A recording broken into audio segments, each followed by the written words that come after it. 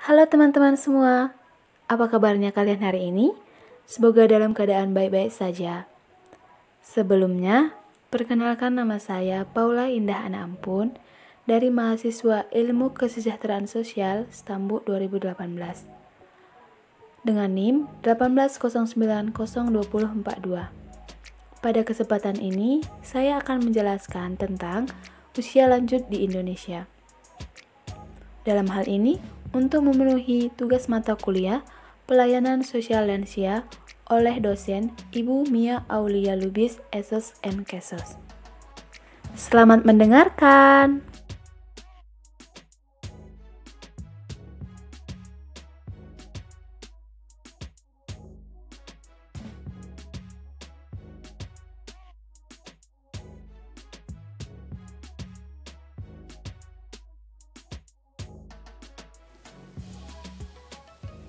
Apakah menjadi tua itu salah? Tentu saja tidak. Kondisi tua atau lanjut usia sesungguhnya tidak perlu ditakuti karena semua orang akan mengalaminya. Namun, ada hal yang lebih penting untuk dipersiapkan, yaitu apa cara yang dapat dilakukan sehingga setiap lanjut usia dapat menjalani proses tersebut dengan penuh makna. Para ahli Neu Garten dan Chahloun mengatakan bahwa masa tua adalah suatu masa di mana orang dapat merasa puas dengan keberhasilannya. Tetapi bagi orang lain, periode ini adalah permulaan kemunduran. Usia tua dipandang sebagai masa kemunduran, masa kelemahan manusiawi dan sosial sangat tersebar luas dewasa ini.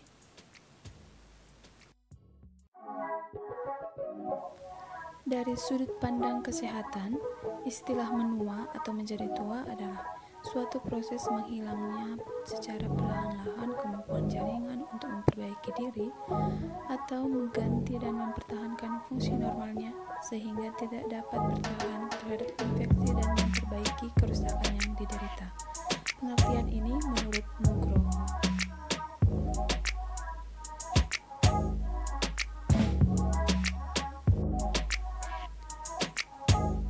WHO memberikan batasan terhadap lanjut usia dalam 4 golongan, yaitu yang pertama, usia pertengahan, yaitu usia 45-59 tahun. Yang kedua, lanjut usia, yakni usia 60-74 tahun. Yang ketiga, lanjut usia tua dengan usia 75-90 tahun. Dan yang keempat, lansia sangat tua, yakni di atas usia 90 tahun. Batasan usia seseorang dapat dikatakan lansia menurut Undang-Undang Nomor 13 Tahun 1998 lewat Ketentuan Umum Pasal 1, yakni bahwa lanjut usia adalah seseorang yang telah mencapai usia di atas 60 tahun. Ayat yang ketiga, lanjut usia potensial adalah lanjut usia yang masih mampu melakukan pekerjaan dan kegiatan yang dapat menghasilkan barang atau jasa. Dan ayat yang keempat, lanjut usia tidak potensial adalah lanjut usia yang tidak berdaya mencari nafkah sehingga hidupnya bergantung pada bantuan orang lain.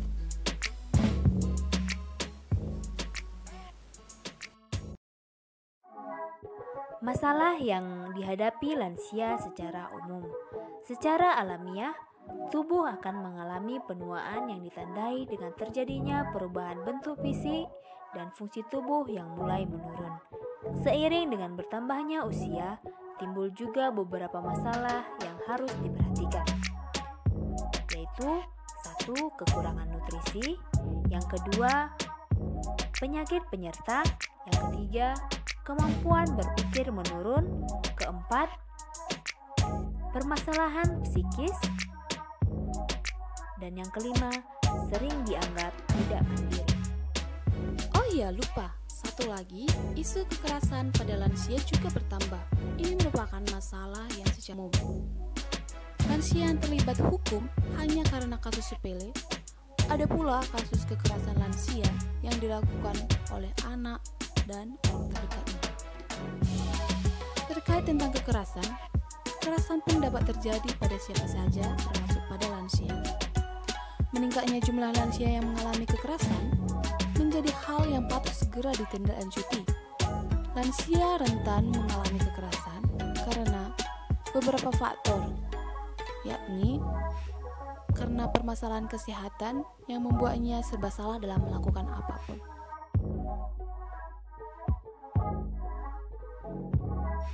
Saat ini, kita akan membahas masalah lansia di Indonesia.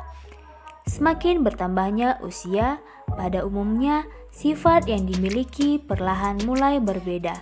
Biasanya, hal ini membuat orang di sekitarnya merasa serba salah saat menghadapi lansia. Namun, pernahkah kita berpikir kalau setelah memasuki usia lanjut, kita juga memiliki masalah yang tentunya membayangi kehidupan kita sehari-hari. Berikut ini adalah beberapa masalah yang selalu dihadapi oleh lansia. Salah satunya, diasingkan di masyarakat dan merasa kesepian. Warga lanjut usia sering mengalami pengasingan dibandingkan dengan masyarakat dengan usia yang lebih muda. Tak heran jika warga lanjut usia sering merasa kesepian. Mereka merasa kesepian ketika anak-anak mereka pindah ke tempat lain, teman atau pasangan yang meninggal, dan pensiun dari pekerjaan. Menurut sebuah laporan di India, hampir setiap detik orang lanjut usia menderita kesepian. Diperkirakan antara 9% hingga 50% orang lanjut usia telah mengalami pelecehan verbal, fisik, dan finansial. Mereka diabaikan oleh kerabat atau anak-anak mereka yang dalam kasus-kasus serius meningkatkan peluang mereka untuk meninggal. Selanjutnya, finansial yang terbatas. Orang lanjut usia yang telah pensiun dari pekerjaan atau mereka yang miskin memiliki lebih sedikit peluang kerja. Setelah pensiun, sebagian besar lansia hidup dengan pendapatan tetap dan biaya hidup yang terus meningkat dapat menimbulkan banyak batasan finansial. Selain itu, jika mereka mengalami masalah kesehatan, ada biaya medis tambahan yang membuatnya jauh lebih sulit bagi mereka. Menurut Dewan Nasional Penuaan, sekitar 92% manula menderita setidaknya satu penyakit kronis dan 77% menderita dua. Penyakit kronis ini termasuk penyakit jantung, stroke, diabetes, dan kanker. Selain itu, masalah kesehatan mental mempengaruhi sejumlah besar lansia. Masalah kesehatan mental ini termasuk penyakit Alzheimer, demensia, dan depresi.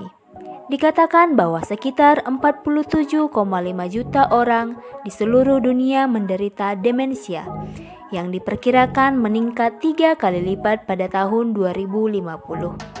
Lebih dari 15% orang dewasa di atas usia 60 tahun menderita gangguan mental menurut Organisasi Kesehatan Dunia. Malnutrisi pada lansia di atas usia 65 tahun sering tidak terdiagnosis dan dapat menyebabkan masalah kesehatan seperti sistem kekebalan tubuh yang melemah dan kelemahan otot. Penyebab malnutrisi berasal dari depresi, pembatasan diet, masalah kesehatan, atau manula yang menderita demensia mungkin lupa makan. Kemudian pendapatan yang terbatas dan alkoholisme.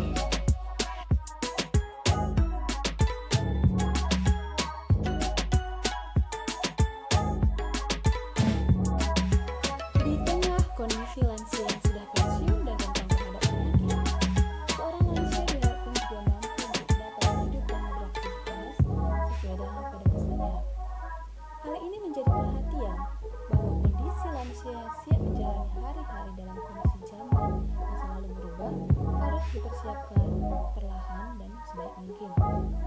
Harapannya, lansia dapat mengikuti dengan baik, berkarya dan menjadi bahagia harus tercipta dalam kehidupan lansia.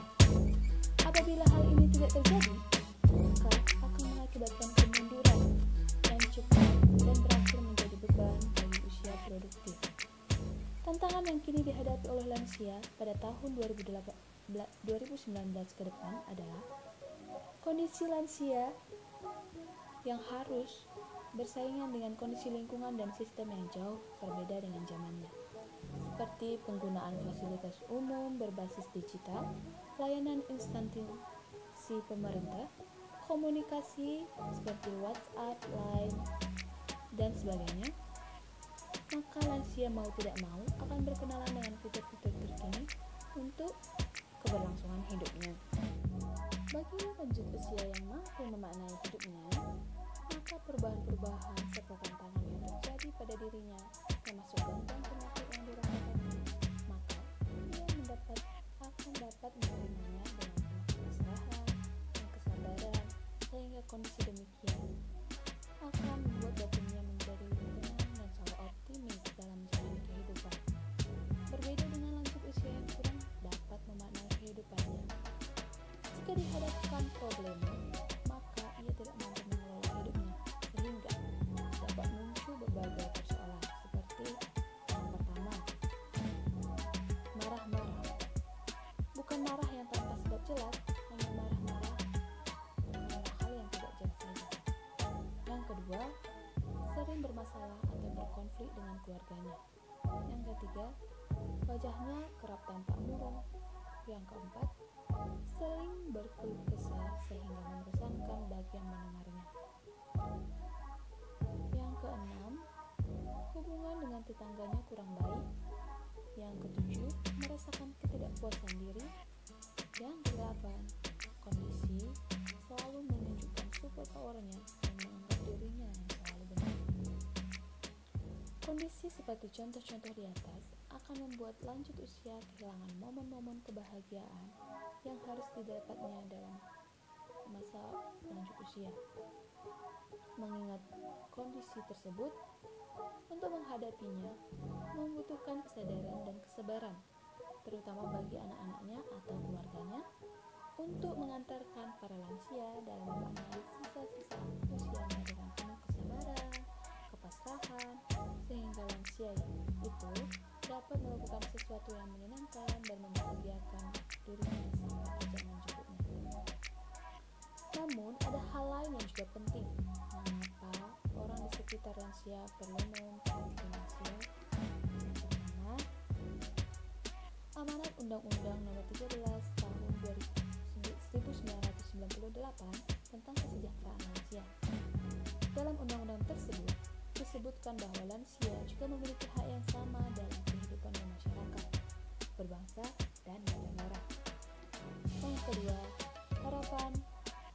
angka harapan hidup menjadi salah satu indikator kemajuan sebuah negara karena menunjukkan tingkat kesehatan negara tersebut. Artinya, semakin panjang usia penduduk suatu negara, maka semakin baiklah tingkat kesehatannya.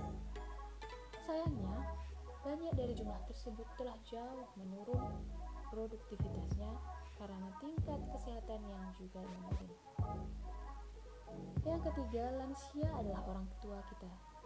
Orang tua telah mengorbankan banyak hal dan memperjuangkan yang terbaik untuk anaknya, bukan?